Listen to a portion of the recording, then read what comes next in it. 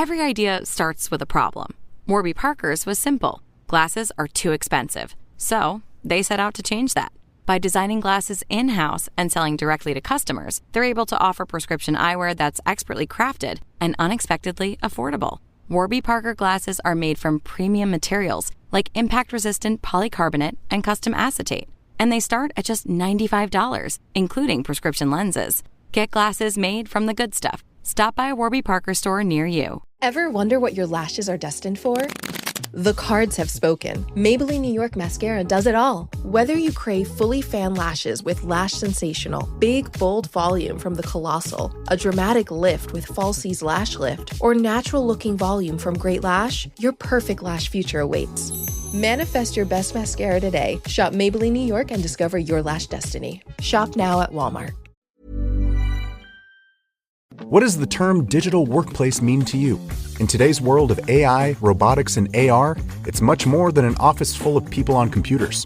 It can be anywhere from a factory floor to the top of a crane to the cockpit of an F1 car.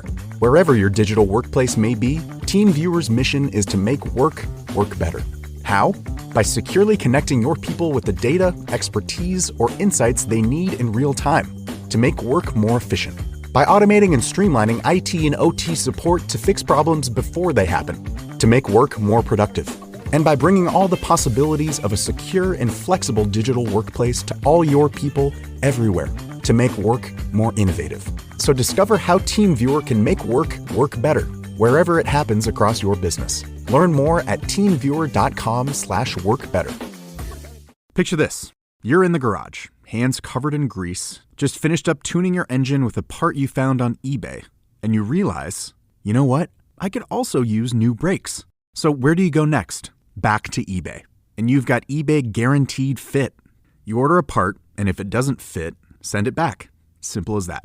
So when you dive into your next car project, start with eBay. All the parts you need at prices you'll love. Guaranteed to fit every time. eBay. Things people love.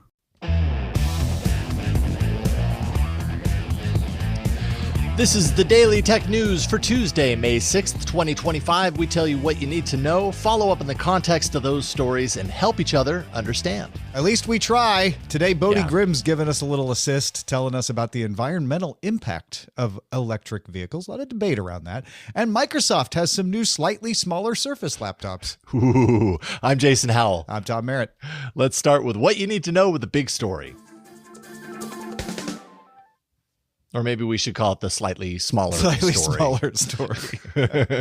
Microsoft unleashed a slew of announcements this morning, a whole gaggle of them, beginning with a new, more compact 13-inch Surface laptop. This one starts at $899, and apologies, incoming influx of specifications, but just so you know, it's powered by Qualcomm Snapdragon X Plus 8-core processor, 16 gigs RAM, 256 and 512 gig storage options. You get around 16 hours of battery life on that one. Microsoft removed the Surface Connect charging port, as well as Windows Hello facial recognition. That's in an effort to reduce the footprint of the device and lower the price of the laptop, of course. Users will have to use their fingerprint if they want to go biometric for access as a result. And then there is another device. Microsoft also launched the Surface Pro 12-inch. This is a compact tablet that starts at $799 in the US.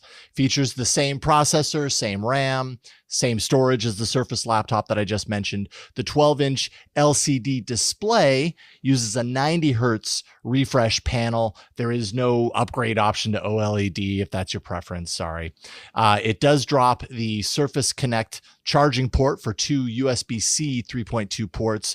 It adopts a fanless design, so that's kind of nice, with a rounded chassis along with a redesigned flat keyboard. Apparently the previous keyboard had a little bit of a slant to it. This one lays flat on the tabletop. That sells separately for $149. And then the Slim Pen, the Surface Slim Pen, doesn't mount into the device. It magnetically attaches and charges on the back of the device. And Microsoft's done some work to make sure that when it snaps there, it's not going to cut loose very easily if you throw it in your backpack. I think that remains to be seen how true that is, but both devices qualify as Copilot Plus PCs thanks to the inclusion of that Snapdragon X Plus chip. So you get recall, you get AI powered Windows search, and a host of other AI related features are present there as well. So, okay, slightly smaller. What do you think, Tom? I'm not really like invested in the Surface technology world myself. I'm curious to know your thoughts. Yeah, so half pound lighter for the 12-inch, and I think like a third of a pound lighter for the 13-inch. So there's some weight concerns there that are pretty significant for people who are on the go a lot. I think it was Engadget pointed out that with current sales, which may or may be gone by the time you look, the new Surface Pro 12-inch is the same price as the bigger one, which isn't going away. They're not discontinuing the previous ones. And the 13.8-inch Surface laptop is actually cheaper right now than this new, less well-spec'd out Surface laptop. So I'm a little curious what the niche is here that they're serving, because it's clearly not price. There's not that much of a price difference with them. Maybe it's parts. Maybe the parts are cheaper to make, so they can continue to make them for a longer time. Certainly, though, they're small. They're a little bit smaller and lighter weight. And maybe that's something they found in their data, is that people were holding off because they wanted something like that. Microsoft's hardware is always a little bit of a weird strategy anyway, because they want competitors to make these kinds of laptops and hybrids themselves and compete with Microsoft. Microsoft calls these sort of reference designs, if you will. Yeah, that is interesting. I was looking into that as well to kind of like see what the previous generations were running. And I mean, it's the same on both sides, right? Like you're talking about the 2024 Surface laptop, that's coming in at $799 right now. Same price if you go to Amazon and Best Buy right now. They're on sale at the moment. So who knows when those sales go away? Yeah, also, exactly. How long does it take for Microsoft to start adjusting the prices when you're talking about the Surface Pro 12-inch? That's at $799, or sorry. Yeah, that's like legitimately at $799. Yeah. And matching what Microsoft is offering there. So it's a little puzzling now. Maybe it'll make more sense as things kind of level out in the next month or two. I don't really follow how Microsoft, does its pricing. I know when I'm talking about Google and their Pixel prices, often it's kind of like, this is what you're paying now, but the standing recommendation is wait a couple of months, because guaranteed Google always drops the price a couple of $100, through sales and stuff. And maybe it's just the same with Microsoft right now. It's confusing. In a couple of months, it'll make more sense. Yeah, probably. And maybe these larger models do get discontinued once they move through the inventory or something like that, like you say. I think a lot of people are making a big deal over the fact that these are now USB-C charged instead of having the Surface Connect charging port. But that seems to be the way of the future. Some of it, I think, is just the fact that you can make a slimmer design. You can use USB-C. It's very reliable, and people have the chargers. And it's definitely affected by the EU saying, you need to have USB-C charging in your new devices. So they don't want to have to make different SKUs for Europe and the rest of the world. So that's a big part of it too. How do you feel about that? I kind of like it.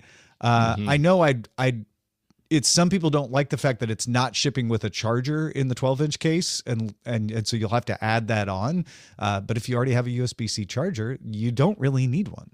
I mean, at the end of the day, like, I am swimming in cables and chargers and everything. Now, granted, this is part of my job, is to, manage and test and all sorts of things, Sure. All of these different You're going to have more than technologies. The average person, probably. I'm going to have more than the average person, but I would venture to expect that the majority of people, maybe it's not an overwhelming majority, but probably more than 50% of people already have what they need to charge when it comes to USB-C technology. And I'm all for standards that make things easier as far as charging is concerned. Yeah. Not you need this very particular specific thing in order to do it. So, although don't forget, not all wall warts are created equal. Yeah, that's true. So you do need more wattage for some of these, but yeah, I think most people can deal with that. I love that USB-C can charge everything now, and that we're finally moving into that world. And I'm finding fewer and fewer needs for USB-A. I'm actually finding that I end up putting these little anchor A to C adapters at the end of my USB-A cables so that they're always Just to ready have for them. USB-C, and then I can just pop them off if I need to. Yeah, very, very handy. I like that too. But that's not all. No, real quick, just to mention, Microsoft also announced a bunch of new features for Windows 11 and Copilot. I'd say too many to list them all, but there are a few standouts when I was poking through. There's an AI agent for finding and adjusting settings in Windows 11, basically conversational voice entry for settings manipulation. How do I do this kind of thing? Yes, right? Yeah. which I think is really great. I love that we're seeing that more in mobile devices and laptops, if it works. Yeah, exactly.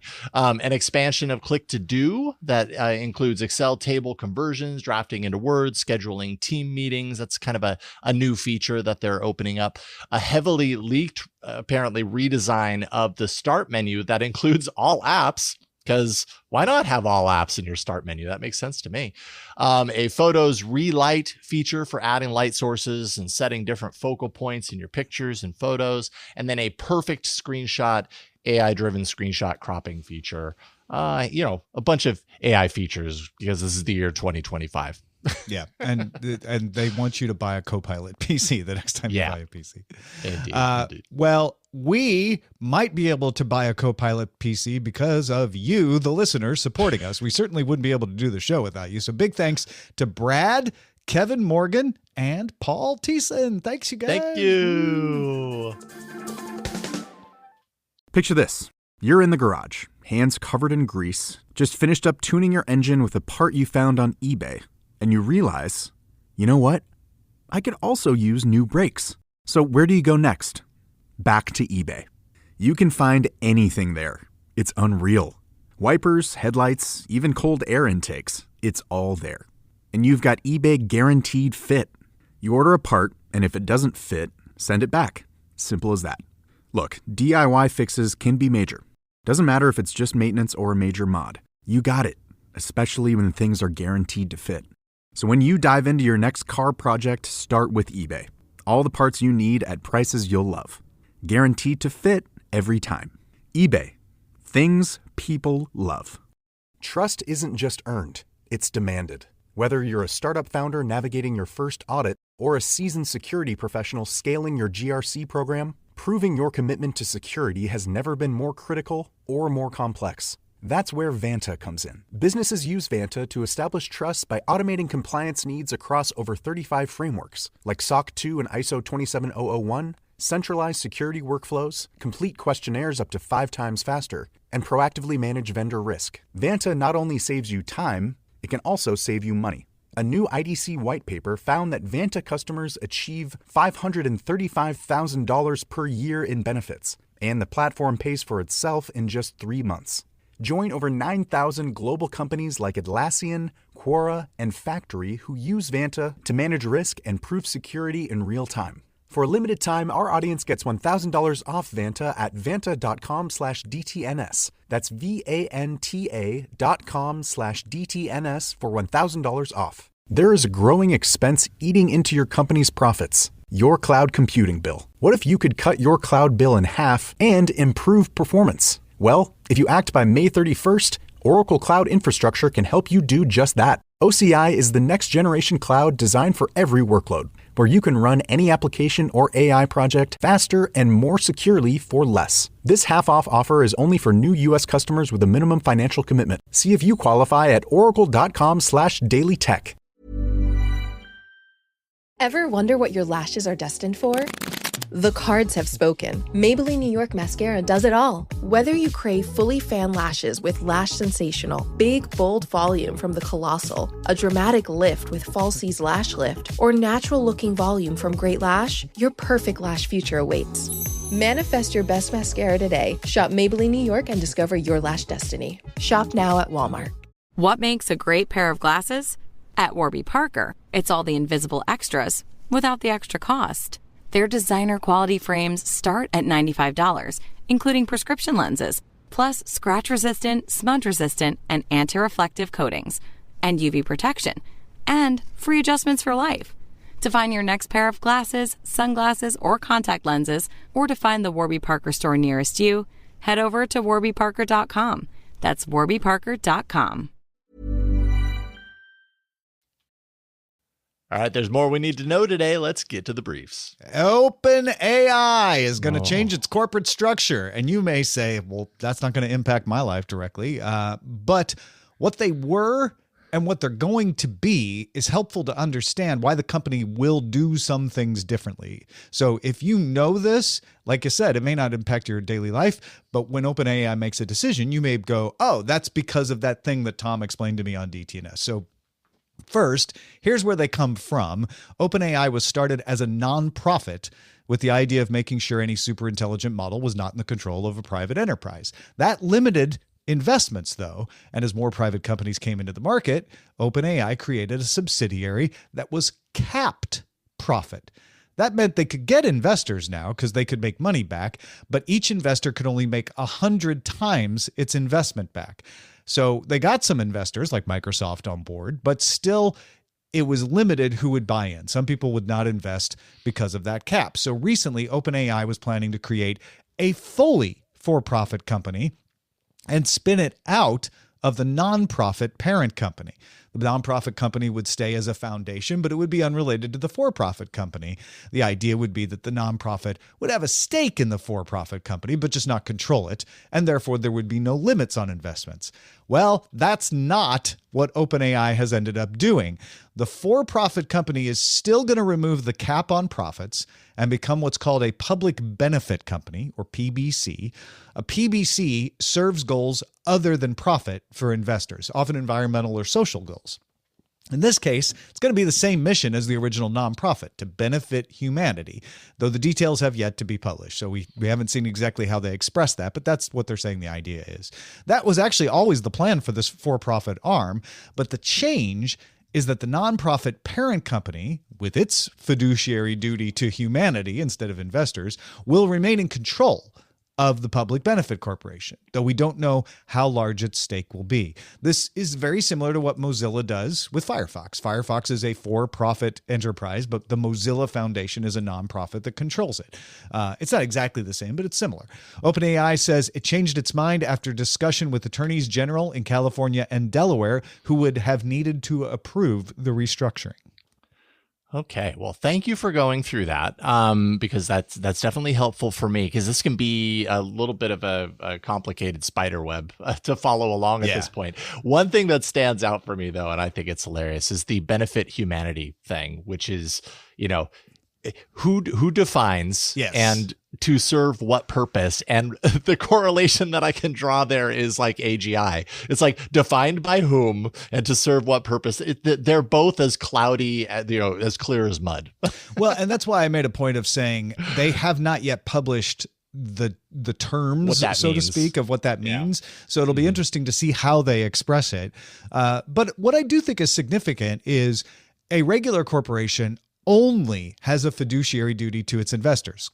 So all it does is benefit the investors, whereas a public benefit company says, actually, no, the investors aren't the only concern. They are still a concern, but there are bigger concerns. And that way, if an investor tries to bring a lawsuit and say, you need to do this because it'll make me more money, a public benefit company can say, actually, no, we have to serve this other goal first, and it supersedes you. So like you say, devil's in the details about how they describe those goals, but it does put other goals in front.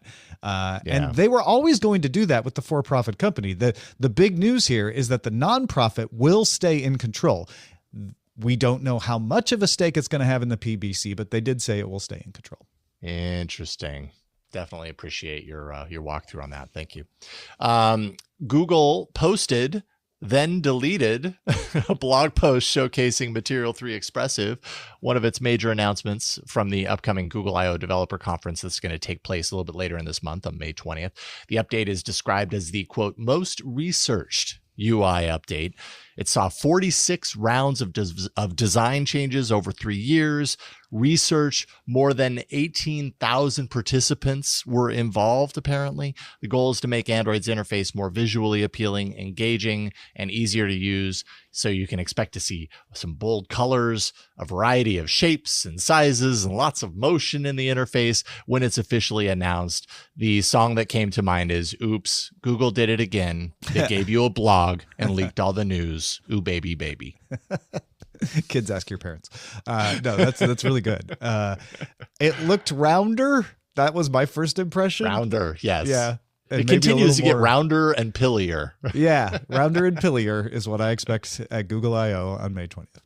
Amazon updated its Kindle app for the iOS to include a new Get Book button. This comes after the recent court ruling in the Epic Games versus Apple case, preventing Apple from blocking external links to other payment methods. They weren't actually blocking them. They just put so many restrictions on them that a lot of them couldn't be done, or you still had to share 27% of your revenue. Apple's not doing that anymore. So you can now quickly buy an ebook by tapping a button, which takes you to an Amazon page to purchase it, and then it'll show up in your Kindle app, like you would expect it to work. The book automatically syncs to the device once the purchase is complete. That's like magic. That's amazing. Yeah, it only took a court case and an appeal and an injunction and an overrule and I don't know what else to make this happen. But hey, here we are. And a decade's worth of work. Yeah. Timing. YouTube is testing a new premium subscription plan designed for 2 people.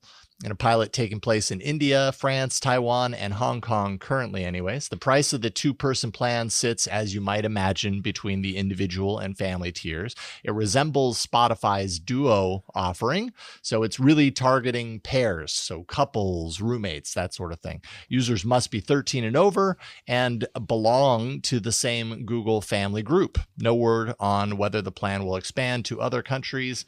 I have a feeling it might. I wonder if this is targeting me, Jason, because we have a 2-person and 1-dog household, and I saw nothing about dogs in here, so I assume it's just 2 humans. Yep. But we have a family plan, which allows us to have more than 2 people, so we share our YouTube family plan with Eileen's sister, and then she gets the ad-free YouTube Premium and such. It's going to make us go like, we could save some money by dropping her, making her pay for her own plan. I don't think we'll do that, but it will make us think about it. So certainly. Yeah.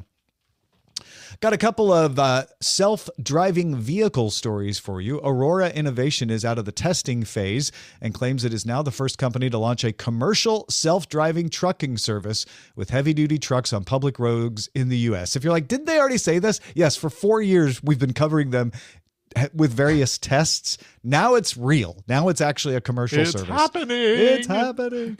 Aurora trucks are now carrying loads for Hirschbach Motor Lines and Uber Freight between Dallas and Houston, Texas. Company plans to expand to El Paso and Phoenix by the end of the year. Speaking of Uber and China's WeRide will expand their autonomous taxi service to 15 additional cities over the next few years. The 2 companies already operate a ride-hailing service in Abu Dhabi and will soon launch in Dubai with plans to expand to Europe and elsewhere outside of China and the U.S. Uber handles the software that gets people their rides, and WeRide handles the autonomous vehicle tech that moves the cars around. I feel like the auto taxi or the autonomous taxi thing is, every week there is a ton of news on this. It feels like it's, I don't know. It's rolling feels like along. It's developing. It's moving. It's down rolling the road. along. Yes, it's smooth ride. Yeah, it's a smooth ride for got its own taxis. momentum. Instacart is getting boozy with the launch of Fizz, a new app designed to make group ordering of drinks and snacks for parties easier. Also, it's very appealing to Gen Z users, apparently. Multiple users can add and pay for their own items in a single delivery for a flat $5 fee. The app integrates with event platform Partiful, linking orders to a single event invite, as one example. Fizz also features a loyalty program called Snack Bucks, so you get discounts on your snacks, as you can imagine. Snack Bucks! Snack Bucks. This made me think of Drizzly, which DoorDash owns now, but the key here is being able to pay for your own items in a delivery that's coming to the place you're going. So you don't have to swing by the convenience store and pick up the beer. You just pay for it and have it delivered. And then people can criticize what beer you chose. That's true. Recent Roku OS update, version 14.5, has caused widespread problems with HDR content on a number of Roku TVs. It seems to be mostly affecting TVs, not the Roku sticks or the Roku boxes, but it results in washed out colors. The issue first appeared on Disney Plus, and some people are saying it only affected Disney Plus, but other people reported, well, now it's happening to Netflix for me, or Apple TV Plus, or Prime Video, or YouTube TV. It's been reported happening on TCL, Hisense, and Sharp TVs that run the Roku OS. Non-HDR devices are not affected.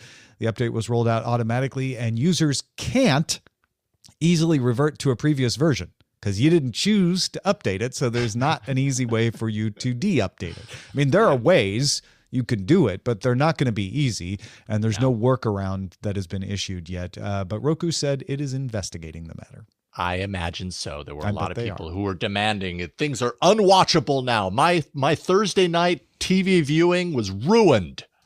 Actually, good. I saw somebody post a picture of Andor in the non-washed out and in the washed out, and I'm like, yeah, that would be pretty annoying. Like, yeah, that would. It looks like a bad Instagram filter was applied to everything. You're waiting for the new episode, and this is what you get. Yeah, that would suck.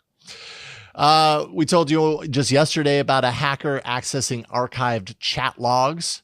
Telemessage, a spokesperson for Telemessage's parent company, Smarsh, said, quote, out of an abundance of caution, all telemessage services have been temporarily suspended. The dream is over. Not a big shocker. I think the biggest news out of here is that I didn't realize Telemessage's parent company was Smarsh. Smarsh. Smarsh. Fun to say. There you go. Those are the essentials for today. Let's dive a little deeper. All right.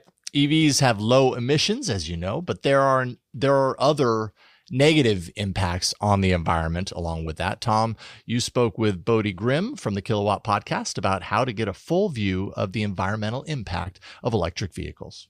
Bodie, thanks again for joining us, man. Thanks for having me back on, Tom. Yeah, so there are a lot of impacts from a vehicle on the environment, and I know a lot of people are familiar with the fact that an electric vehicle isn't going to have the emissions and all of that. And I think a lot of people talk about the disposal of them, but let's talk about the creation of them today. Yeah, for sure. So when you're driving an EV around, it's more efficient than an ICE car. However, like you said, when you are digging into the ground, there's no denying that there's an environmental impact when you're getting those raw materials. And then you have to process them and you have to transport them multiple times. So there's definitely an impact on that side. Who's responsible for that? Well, most of the work isn't done by the automakers themselves. Obviously, they rely on suppliers that specialize in things like mining, refining, and manufacturing. And some automakers do a really good job at making sure that their supply chain is clean, ethical, and sustainable, but others, maybe not so great. All right. So how do we keep track of this then? Well, there is a coalition of organizations that lead the charge. Every year they put out a leaderboard of which automakers not only build the cleanest cars, but make sure that the materials come from clean sources, the workers are treated fairly, and the impact on the environment is minimal. And they evaluate 18 of the world's largest automakers. So is this a name and shame kind of situation? No, they're actually very fair about this. And they in some cases actually work with the organizations to clean up their supply chain. So like you said, it's not about calling people on the carpet. It's about being transparent and accountable. They take all of this data, and it's a lot of data. You can read how they put this whole thing together. But the idea is to spotlight areas of improvement, but also to highlight when somebody does a good job. I like this. I like the idea of saying, let's not just shout at people. Let's actually provide solutions to say, like, hey, if we want to make this more efficient for everybody, if we want to make this less wasteful for everybody, here's how we do it. And let's call out not only people who can need improvement, we can help the people who need improvement, but let's call out the people who made improvements too. I like that a lot. Yeah, they started this in 2023, so you can look back to 2023. But for 2025, when you look at the overall, like who led in the top three, for instance, for 2025, you're looking at Tesla's at the number one spot, and then Ford and Mercedes-Benz. But then if you're like, well, I want to know who did the best in terms of environmental performance. Yeah. You can so you take out the worker stuff and the other considerations, just pure environment. Who did the best? Right. And that's Volvo, Tesla, and Mercedes. Okay. But if you want it, if you care about the human rights, you can look and you'll see that Ford ranks highest in that category, followed by Tesla's. And again, Mercedes at a solid 3 spot. And this is all at leadthecharge.org. That's their website, right? That is their website. Yep. Okay. But it goes further than that because, like I said, they collect a bunch of data. So if you want to know more about what a specific automaker is doing, then you could just click on that particular automaker and you'll see a summary, key findings. There's great visuals and graphs and charts. And then they make the information really easy to digest because there is a lot of it on there. And if they just wrote it out all in text, it would be mind-numbing. That's really cool. I like the fact that this is a source of information for people, and it looks like a pretty comprehensive one to me. Yeah, I think everybody can agree that we, as much as possible, we would like to buy things that come from a clean supply chain, treat their workers fair, and it's a sustainable process. But to be honest with you, Tom, because this has started, like I said, in 2023, I started interviewing the company in 2024, or the organization. And I thought we were much further along than we are when it comes to a clean supply chain. But in reality, I was a little off. And you have one example of how Lead the Charge does have effects and how it can help a company change its processes to make it more efficient, make it less wasteful. And it involves a group that I think is very close to my heart. Tell me about this. So there is a group called K-Pop for Planet, and there's a membership, and maybe you and Eileen will join, but it's 88,000 members strong. That's a lot of people across 200 and some countries. I can't remember what it said on their website, but this is a big organization of K-pop fans. And it's across groups too. So if you're like, wait, I'm a LE SSERAFIM fan, am I going to be allowed in here? Yeah, it doesn't really matter. You're in. Yep, they welcome everybody. So this year when I interviewed the Lead the Charge folks, one of the folks that I talked to was Glenn Hurowitz, who is the founder of Mighty Earth. And he mentioned that Hyundai had an aluminum supplier that they had some questionable behavior when it comes to land grabs, human rights, and they were just using a massive amount of coal. So Glenn and the team reached out to K-Pop for Planet. And they actually showed up at the LA Auto Show. And then, K-pop is, South Korea, Hyundai, South Korea. Right. They actually put enough pressure where Hyundai said, you know what, we're going to stop using this supplier. And it's viewed as a success in the K-Pop for Planet world, as well as the Lead the Charge world. Okay, so it's the very famous organizational prowess of K-pop fans using the leaderboard information to make some change. It seems like a good change. Yeah, and to Hyundai's credit, they listened and they stopped using that supplier. If we need to if we could just give that supplier a little bit of credit, according to a Reuters article, they are planning, and whether this was in the pipeline or not, I don't know, but they're planning now to build a hydropower plant for their aluminum smelter. So, it's good all the way around. Yeah. So it's not just having Hyundai use a cleaner source. It sounds like it possibly could have had the effect of making the source use a better, more efficient way of doing the power. So I like that too. Good job, Blinks, Army, Stays, all y'all for getting together on that. Now, if anybody out there is listening, I would like a Swift for Planet group. I don't have the time to put that whole thing together, but I will join. Excellent. Bodie, thanks so much for bringing this to our attention. I like all of this, especially the leaderboard. Again, that's leadthecharge.org. If folks want to find what you do, where should they go? Start off with 918digital.com, and you can see all the things I got going up there, including Kilowatt, which is an electric vehicle podcast. Thanks, man. Thank you, sir. We listen to you because we make this show for you. So if you got a few minutes, and I really mean just a few minutes, could you fill out our annual DTNS survey? It lets us know what you like about the DTNS families of show, what you don't like about the DTNS family shows. It's fun to do, really helps us shape the show. So go check it out, dailytechnewsshow.com/survey.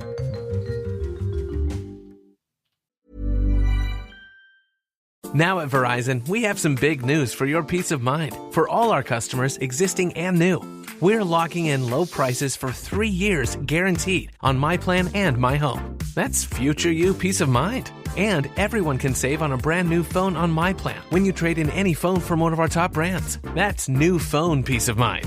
Because at Verizon, whether you're already a customer or you're just joining us, we got you. Visit Verizon today. Price guarantee applies to then current base monthly rate. Additional terms and conditions apply for all offers. Every idea starts with a problem. Warby Parker's was simple. Glasses are too expensive. So they set out to change that. By designing glasses in-house and selling directly to customers, they're able to offer prescription eyewear that's expertly crafted and unexpectedly affordable. Warby Parker glasses are made from premium materials like impact-resistant polycarbonate and custom acetate. And they start at just $95, including prescription lenses. Get glasses made from the good stuff. Stop by a Warby Parker store near you. And finally, we end every episode of DTNS with some shared wisdom. Today, Mike has a question to help us understand. Yeah, he says, I was fascinated by your story on the use of chromium sulfide bromide to store data on quantum computers from Monday's show. The key attribute was that this substance is 1 atom thick. Chemistry isn't my strong suit, but I think I'm counting 7 atoms in this molecule. So in this molecule, are all the atoms in one line? I'm just imagining the molecule mapping in high school with 1 hydrogen atom connected to 2 oxygen atoms. So I'm just thinking this substance would be thicker. It's a weird question, but you're all smart and have the smartest audience on the internet, and they might have the answer. Thanks for the great show, Mike in Stormy, Virginia. And yes, this was something that was in the article I read yesterday. CRSBR, the chromium sulfide bromide, is layered. They described it as being somewhat like phyllo dough. And there's a process that they used in this research paper to exfoliate the layers. So you end up with atoms all in a line, like you're talking about, that are 1 atom thick sheets. So graphene has a similar process where you can make it be 1 atom thick. However, any physicists in the audience who want to weigh in on this, please do, because I'm not claiming to understand it. That's just what I read from that article. Well, lucky you, Tom, because I am not a physicist, so I can't help you at all. Yeah. But I'm curious to know the answer. Yeah, So please send us any additional information on this. But yes, the idea is that it's 1 atom thick sheets. So that part I can say for sure. All right. Well, if you've got this answer or you're thinking about something else, you've got insight into another story, whatever it may be, share it with us. Feedback at dailytechnewsshow.com. Big thanks to Bodie and Mike for contributing to today's show. And thank you for being along for Daily Tech News Show. The show is made possible by our patrons at patreon.com/DTNS. Super quick note, Tom is doing a workshop in Austin, Texas, the weekend of June 27th. And you can find out more at bestnewsever.com.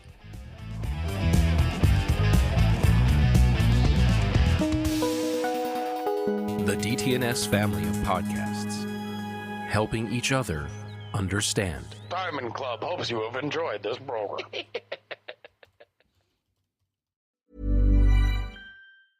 Now at Verizon, we have some big news for your peace of mind. For all our customers, existing and new, we're locking in low prices for 3 years guaranteed on My Plan and My Home. That's future you peace of mind. And everyone can save on a brand new phone on My Plan when you trade in any phone from one of our top brands. That's new phone peace of mind.